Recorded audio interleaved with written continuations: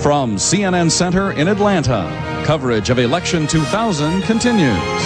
Here again, Judy Woodruff, Bernard Shaw, Jeff Greenfield, and Bill Schneider. It is 6 o'clock on the East Coast. The polls have closed in 2 states, Indiana and Kentucky, and CNN is able to make its first call of the night. In Indiana, George W. Bush, the winner in a state that has only voted Democratic for president once in 60 years. In the state of Kentucky, something of a bellwether state, voted for the winning presidential candidate every year since 1964. Another win for George W. Bush. Looking at the electoral map, it is still very early. But putting these 2 states together, 20 electoral votes tallied up under the name of Texas Governor George W. From CNN Center in Atlanta, coverage of Election 2000 continues. Here again, Judy Woodruff, Bernard Shaw, Jeff Greenfield, and Bill Schneider. At 7 o'clock, the polls have closed in certain states, and CNN is looking at what is going on in Florida. This race between Gore and Bush, too close to call, Jeff. This is the one we'll be watching all night. Gore made 19 visits to the state, Bush 13. They poured in millions of dollars. 4th biggest prize, and it's up for grabs. Mike McCurry says what's going on tonight is a ground war, a massive one, and look at this. Look at the war in Georgia.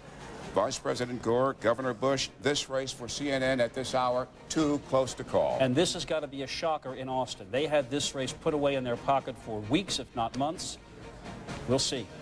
Let's go to Thomas Jefferson State. What's happening in Virginia? Again, the race, too close to call. Bernie, Virginia has not voted for a Democrat for president since Lyndon Johnson in 1964. It is the heart of the Republican base in the South. They should have won this one going away.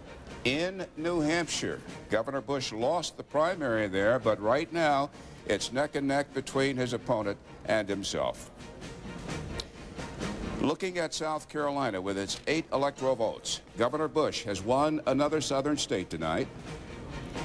And in Vermont, Vice President Gore wins Vermont's 3 electoral votes. Now, for your viewers watching our coverage, this is the electoral map. Every time we call states, we will tell you what the totals are, and it's Governor Bush 28 electoral votes, Vice President Gore 3 at this very early hour in our election night coverage. Some stunning numbers, I think. Well, maybe stunning is too strong a word, but some real surprises here, Bernie. I think that all of us are sitting back a little bit at the news that we can't call Georgia. We're not able to call Virginia. This is a state, as Jeff suggested, has gone Republican how many times? 11 out of the last 12 presidential elections? Only Lyndon Johnson took it. And we should emphasize, this doesn't mean that we think it's going the other way. It just means right now we don't think we can call it. But given how certain all of us were that Virginia and Georgia were going for Bush, it's a little surprising. Well, in keeping with what Hal Bruner was talking about, and Mike McCurry saying what's going on at this hour across this country is a massive ground war. He talked about Florida. He took us up the East Coast. He talked about the Republican strength in the Panhandle and Tampa being the swing area. Right. Well, the ground war, a lot of it is going on among African Americans who are, of course... CNN is going to report a call in Virginia. Virginia, CNN declares, goes to Texas Governor George Bush. This is just in. 13 electoral votes in Thomas Jefferson State. Well, that is no surprise, and I think, Mary, you were prescient and fairly, not the longest shot of the night. That a state that hadn't voted for a Democrat for president since Lyndon Johnson would probably tilt in that direction. It may well be that we just want to say that we are not being, we're being cautious enough so that we know what we're doing.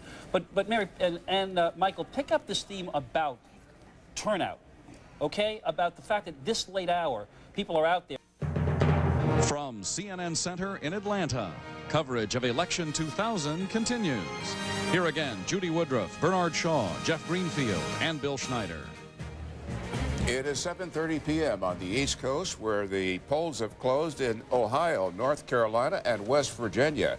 And to show you the extent of the ground war between these two gentlemen, we are not able to call Ohio yet in the presidential race for the White House. Too close to call in Ohio. Too close to call in the Tar Heel state of North Carolina, with its 14 electoral votes up. And too close to call in West Virginia, with its 5 electoral votes. And as we look at the electoral map, we are obviously putting none of these states in anybody's column, but we should note once again that in any puzzle that adds up to the White House for George W. Bush, Ohio and North Carolina have to be in that puzzle. West Virginia, which is a predominantly Democratic state, is one of those states that the Republicans thought they could take away from the Democrats. Wherever you see yellow, that's a uh-oh. We can't tell you anything about that state, Judy. Ohio is a state, as we know, that has never, no Republican has ever won the White House without Ohio. We can say the same thing about Illinois, which we'll be talking about in the next hour or so. Two states, at least symbolically important for George W. Bush. Just because we cannot call Ohio right now doesn't mean it's not going to end up in his corner. A big call to make. CNN announces that we call Florida in the Al Gore column. This is a state both campaigns desperately wanted to win. The state of Florida fought over very hard, the state with a Republican governor named Bush, the brother of the Republican nominee, Jeff Greenfield. This is something that is not making the Bush campaign happy tonight. This is a roadblock the size of a boulder to George W. Bush's path to the White House. They had counted these 25 electoral votes from the moment George Bush entered the campaign before he was even nominated. Democrats have a very tough time in Florida, whether it was Social Security, the turnout, Joe Lieberman.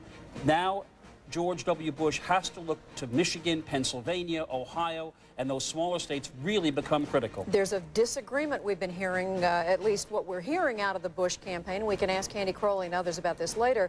There were those. Karl Rove, who's been the chief strategist for Al Gore, for George Bush, said the other day, Candy, are you available? We want to ask, I'll ask you this question. Karl Rove was... CNN Center in Atlanta. Coverage of Election 2000 continues. Here again, Judy Woodruff, Bernard Shaw, Jeff Greenfield, and Bill Schneider. It is 8 o'clock on the East Coast, 16 states. The polls have closed, the District of Columbia, and we have an important call to make in the state of Michigan. But we're showing you Texas. No surprise there, George Bush wins. The stunner at this hour is that we can call Al Gore the winner in the Wolverine state.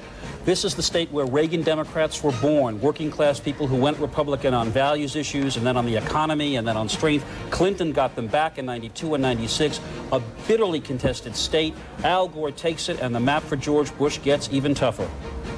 In the state of Pennsylvania, the Keystone State, too close to call at this hour, still being battled out by the Vice President and Governor Bush. Another one, this one Bush, it looks like is going to have to win to build his margin. In Illinois, Missouri, too close to call. This one and we're skipping ahead to Illinois. Al Gore, the winner there. These Midwest battleground states, which George Bush's campaign thought they were going to be very competitive in, they haven't won one yet. And with Michigan and Illinois and Pennsylvania too close to call, but you add Michigan and Illinois to Florida, and Al Gore's people must be feeling very good about now.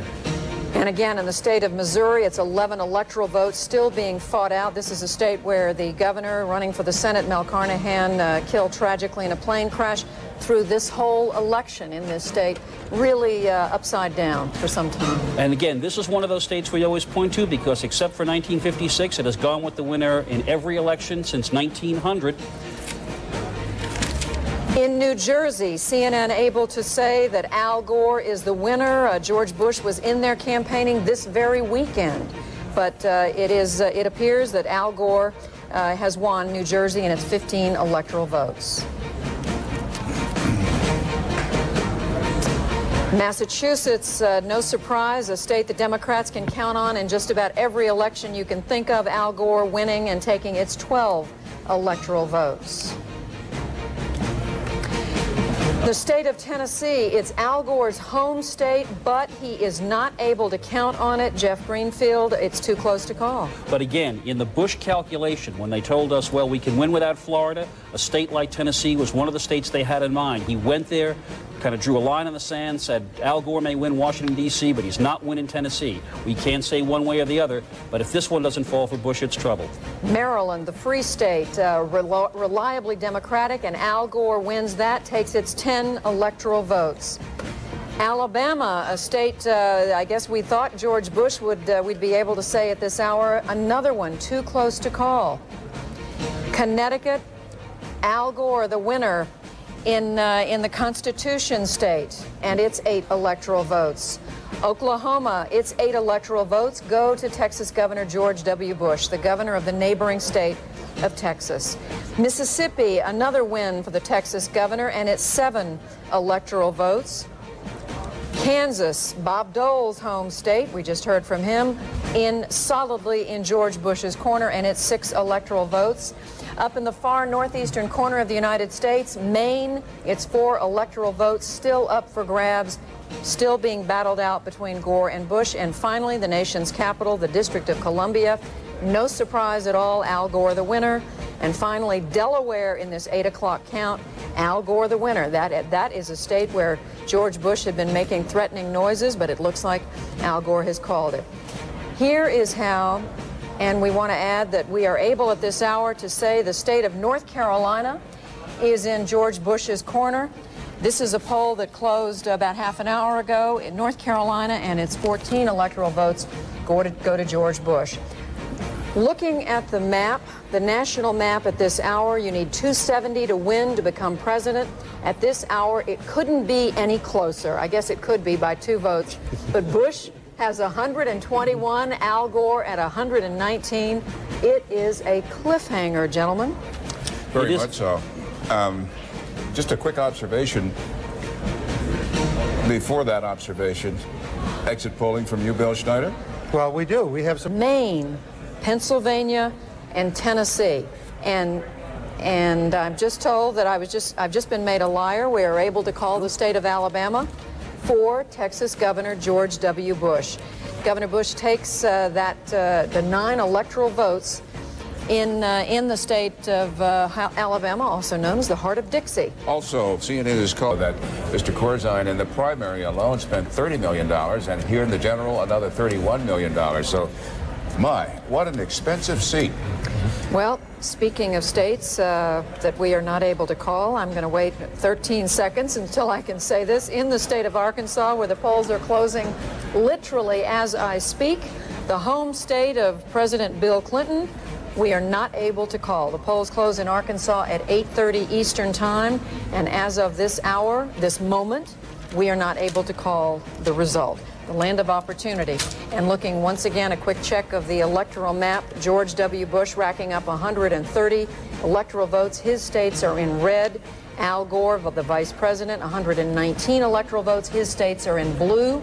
And as Bill Schneider just very carefully pointed out, the states in yellow. And we are able to call Pennsylvania for Vice President Al Gore. 23 electoral votes go to the vice president, Jeff Greenfield, Bernie Shaw. This is a major disappointment for George W. Bush, and Jeff makes it all the harder for him to put together a winning combination. It absolutely does. It means that of the states that are now undecided, we can begin to say that George Bush has... Wisconsin and New Mexico. From CNN Center in Atlanta, coverage of Election 2000 continues. Here again, Judy Woodruff, Bernard Shaw, Jeff Greenfield, and Bill Schneider. And indeed, those polls have closed, and the First Lady of the United States of America will become a senator from New York State. Hillary Rodham Clinton tonight defeating Congressman Rick Lazio. I think it is safe to say, folks, that we have written a new page in American political history. Not only the first Lady ever to hold public office, someone who moved to New York, a state she had never lived in, someone who in February of 1999 or January watched her husband being acquitted of impeachment charges, and on that very day huddled with Harold Ickes, one of the Clintons' top aides, and started talking about her future, which included, amazingly to some people, a United States Senate seat in New York. One other thing, she got 2 huge breaks. That Rudy Giuliani had to, because of health and personal reasons, not run, and she got a huge break when George Bush became the Republican nominee, taking New York virtually out of the presidential battleground and dumping no Republican help in there. But to her credit, she went upstate, Republican territory, worked for a year and a half, and she is now the United States Senator-elect from New York, and who'da thunk it a year and a half ago. Who'da thunk it? Staying here in the Empire State, CNN declares the winner Vice President Gore, picking up New York's 33 electoral votes. Continuing with our poll closings now, Wisconsin, we're not prepared to call this yet. Wisconsin's 11 electoral votes, very, very important this night. In Minnesota, Also, the same case here, we are not prepared to call Minnesota. When we can, of course, we will. Louisiana, Governor Bush winning tonight there. 9 electoral votes going into his column. In Arizona, again, we're not prepared to call this one, nor are we prepared to call it in Colorado. Colorado with 8 electoral votes hanging out there. Governor Bush, CNN declares the winner in Nebraska. 5 more electoral votes for the Texas governor. We are not going to call New Mexico yet. We'll come back to New Mexico. Rhode Island put in the Gore column, the vice president winning 4 more electoral votes. In North Dakota, Governor Bush wins those 3 electoral votes. As he does in South Dakota, 3 more electoral votes. As he does in Wyoming, still 3 more electoral votes. Now, this is the map as we look at it at this hour. The vice president, 192 electoral votes. Governor Bush, 153. Bernie, it looks like 11 states we are not able to call yet, but as you point out, the total, Al Gore inching ever closer to 270, but George Bush still within striking distance. But the big story tonight, in addition to watching how these states tally up, is how many of them are being fought out, you know, whatever term you want to use, whether it's a cliche, hand-to-hand combat or whatever, they're still fighting it out on the ground. It also looks, when you look at that electoral map and you look at that looming West Coast that's been so kind to the Democrats for the last 8 years, that George W. Bush is going to have to win almost everything that is still in play to have a chance because of what may be looming in California. I also think we should probably pause and talk one more second about that Hillary Clinton Senate race, because it is not just another Senate race. I have a very quick story. When Eleanor Roosevelt was a widow, Harold Ickes Sr. went to her in 1945 and urged her to run for the United States Senate from New York. Said, you'll be a great tribute to your husband. Eleanor said, I can't do it. He's only been dead a month. I'm not ready to even think about it. So 54 years later, Harold Ickes' son sits with Hillary Rodham Clinton and says, if you come to New York and run for the Senate. Here now, a CNN major battleground call. Governor Bush is the winner in Ohio, and he grabs the Buckeye State's 21 electoral votes. This is a state that he absolutely had to have, given what happened in Florida, Pennsylvania, and Michigan.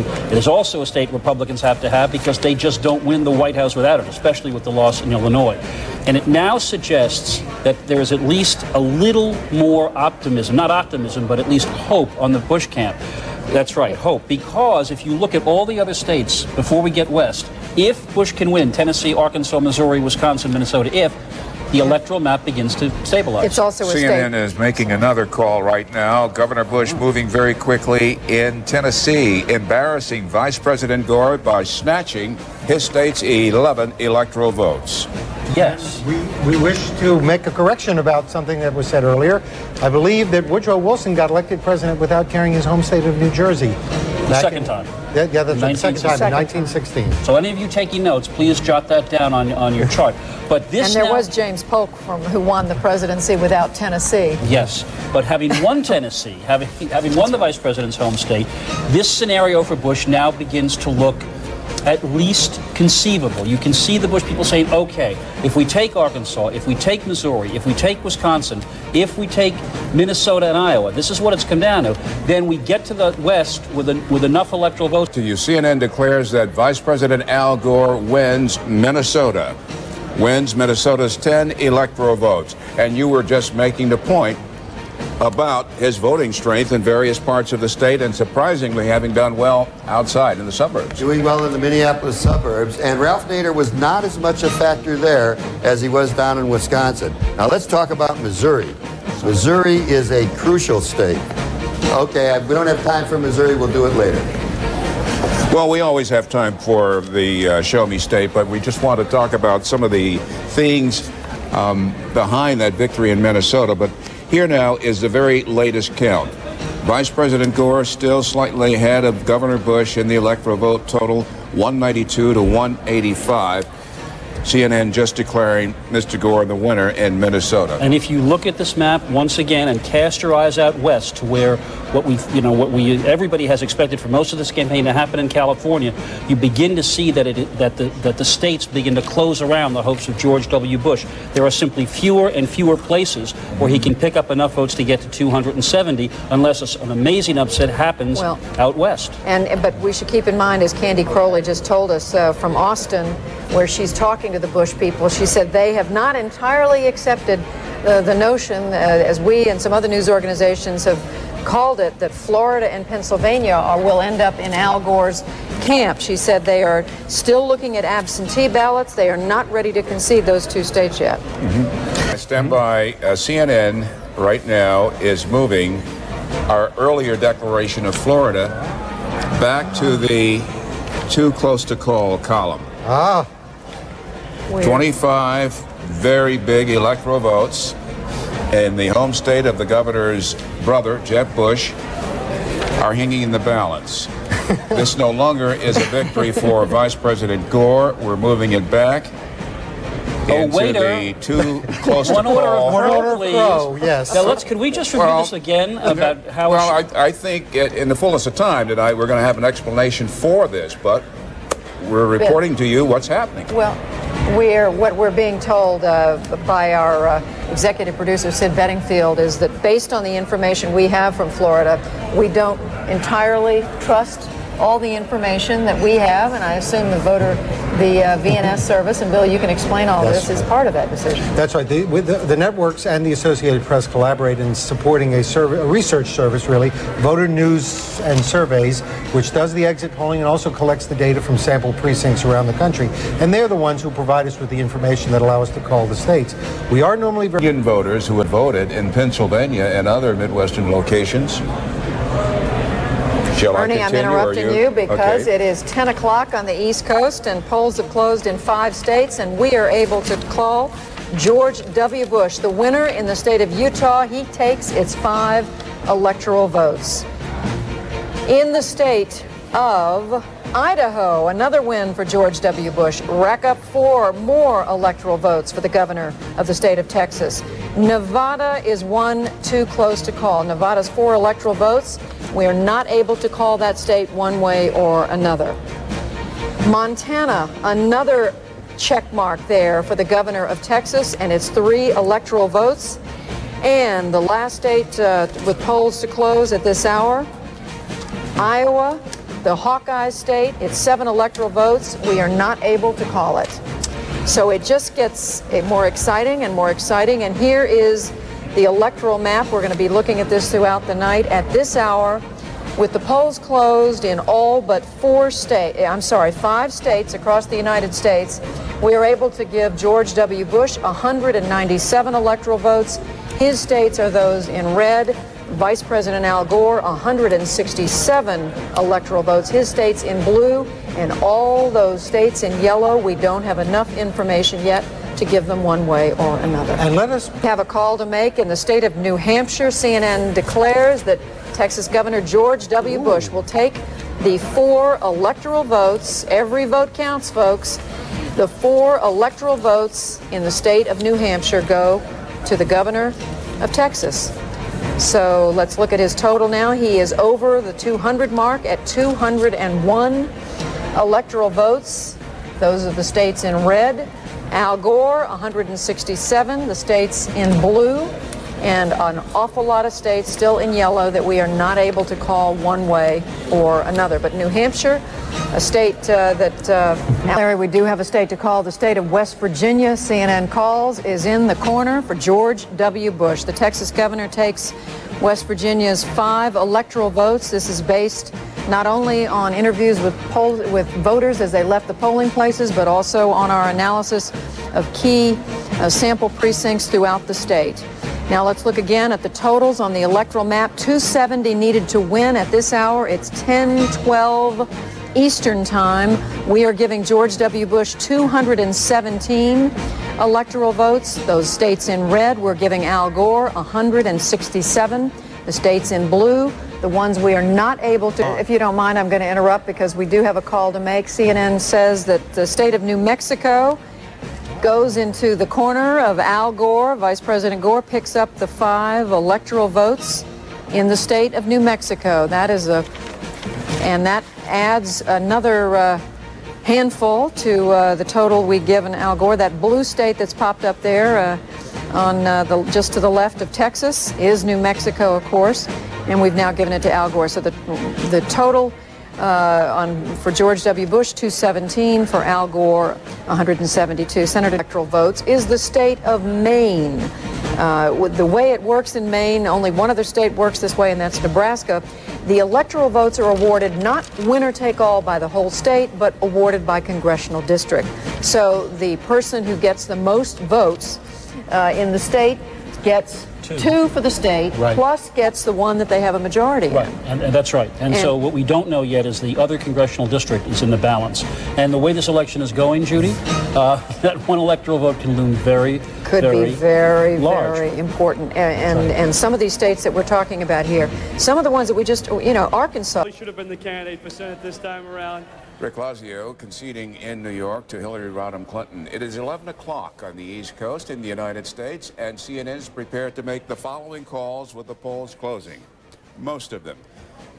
Al Gore has won California's big prize, 54 electoral votes.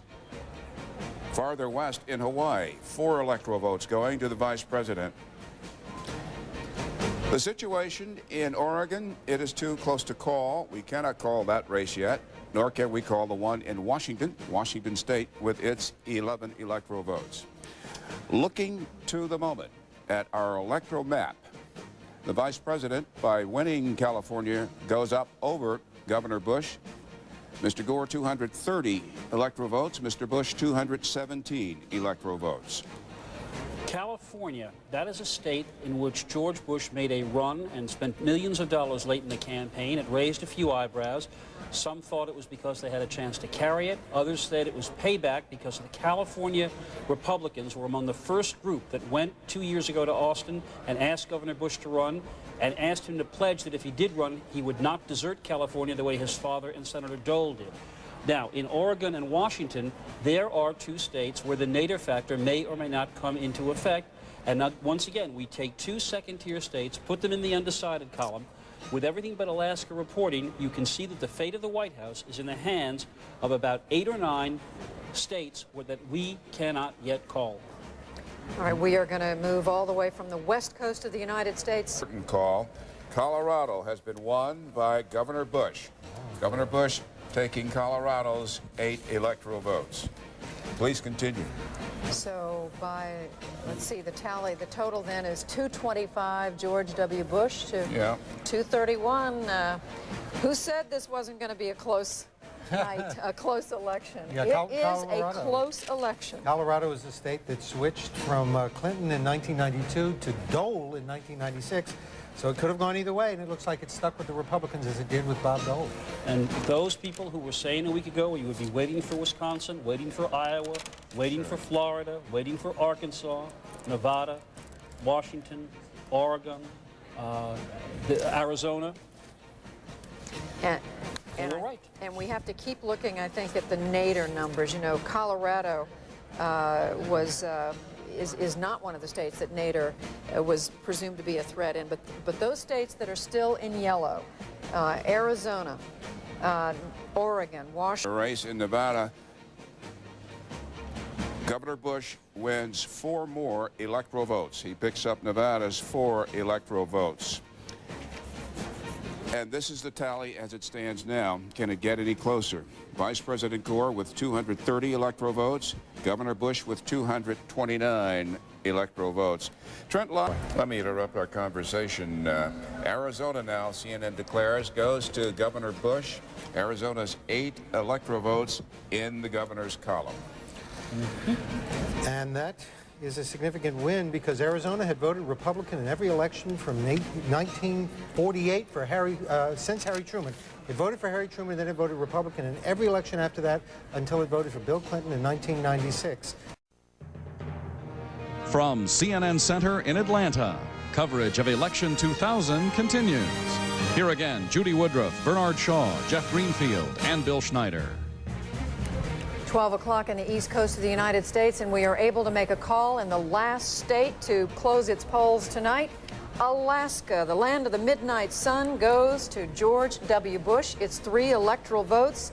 No real surprise at all here. This state has only voted for a Democratic candidate once since it became a state in the year 1959. So here's the total. George W. Bush, 240 electoral votes. His are the red states on that map. They are from east almost all the way to the west. Al Gore, 231 electoral votes. The states in blue, counting California, and going all the way over to the state of Maine. It is a close Look at this. Just election. 6 states left. One of those will put somebody over. This is going to be a very painful night for the person who loses. We are calling the state of Washington for Al Gore, and it's 11 electoral votes. We just heard John King say the Gore campaign expected to win the state of Washington, and we are at CNN now able to give those electoral votes to the vice president based on our examination of exit polling and the key precincts. Now here's the total. George W. Bush, 246. Al Gore, 242. You just heard John King say the Gore people now believe that there is no mathematically, statistically possible way that Al Gore can get to 270 without the state of Florida, unless one of the states that have already been called for George W. Bush is taken back. If Al Gore were to win Oregon, Wisconsin, and Iowa, and Florida went to Bush, Bush would win the White House 271 to 267. You think it can be closer than that? Why don't we go to Hal Bruno and find out? Take us into the voting. In Florida. In Florida. In Florida, especially in Florida. Well, we can go to Hal. Just to talk We're about coming to you now, Hal. Okay. Take us into the voting and tell us what is going on in this Sunshine State. Because we're making a call in Iowa, in the Hawkeye State. CNN declares that Al Gore has won Iowa's 7 electoral votes. When we last reported, this was how the electoral map looked, but now if you add Iowa's 7, Mr. Gore now has gone back on top. The vice president with 249 electoral votes to Governor Bush's 246. And we can now say with absolute certainty, I believe, that unless one of these states that we've called changes, whoever wins Florida will be the next president of the United States. That's right. And the state's still out. George Bush, governor of Texas, will become the 43rd president of the United States at 18 minutes past 2 o'clock Eastern Time. CNN declares that George Walker Bush has won Florida's 25 electoral votes, and this should put him over the top. That's right, Bernie. With Florida, he gets 271 electoral votes, one more than he needs. What happens in Oregon and Wisconsin now becomes irrelevant unless by some remarkable miracle some state changes course. This was the closest election, electorally it looks like, in this, perhaps in this century. Yeah. But George Bush has been declared by CNN the next president of the United States. And if Al Gore takes Wisconsin and Oregon, he will win by 1 electoral vote. That's only happened once that I know of, and that was 1876.